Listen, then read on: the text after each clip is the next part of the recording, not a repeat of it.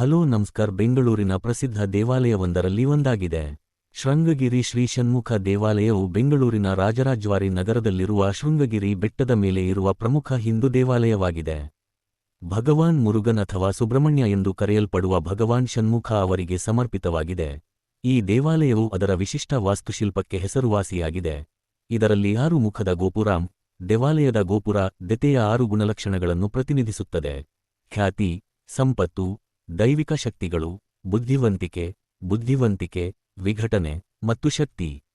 ಸ್ಥಳ: ಬೆಂಗಳೂರು ನಗರ ಕೇಂದ್ರದಿಂದ ಸುಮಾರು 13 ಕಿಲೋಮೀಟರ್ ದೂರದಲ್ಲಿದೆ.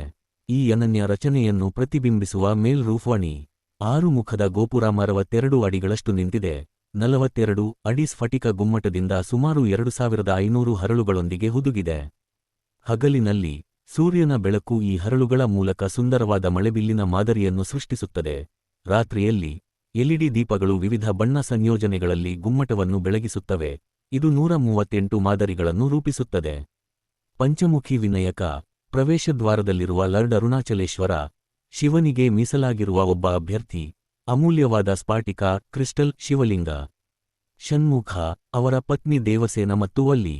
ಭೇಟಿ ಸಮಯ: ಬೆಳಿಗ್ಗೆ 6:30 ರಿಂದ ಮಧ್ಯಾಹ್ನ 12:30 ರವರೆಗೆ.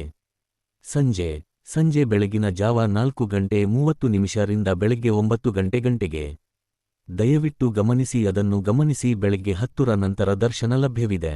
ವಿಳಾಸ: ಶೃಂಗಗಿರಿ ಶ್ರೀ ಷಣ್ಮುಖ ದೇವಾಲಯ, ಮೈಸೂರು ರಸ್ತೆಯ ಆಫ್ ರಾಜರಾಜೇಶ್ವರಿ ನಗರ, ಕೆಂಗೇರಿ ಬಳಿ, ಉತ್ತರ ಹಾಲಿ ಮುಖ್ಯ ರಸ್ತೆ, ಬೆಂಗಳೂರು 5,60,98. Website: shanmukhatemple.com